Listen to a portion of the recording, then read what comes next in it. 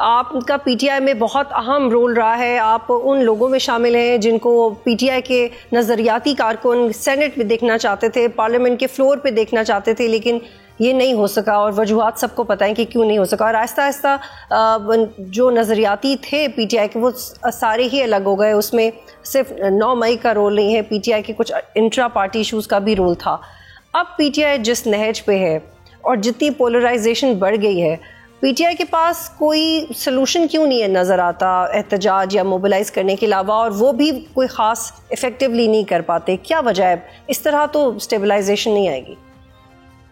बतूल, ये वो वाली पीटीआई तो रही नहीं जो हम लोगों ने बनाई थी ना, वो नजरिया डस्टबिन में फेंक दिया गया है। This is so weird and strange.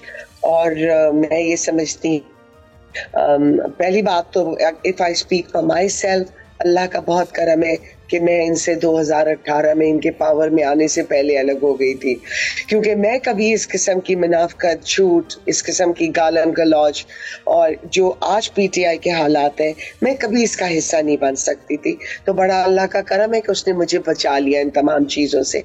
Now coming back to what PTI is doing today in Pakistan. देखिए बतूल, मैं ये समझती हूँ कि ठीक है, सियासत के अंदर आपके अपने पॉइंट ऑफ व्यू होता है, आपकी एक स्ट्रैटेजी होती है, आपकी कोई पॉलिसी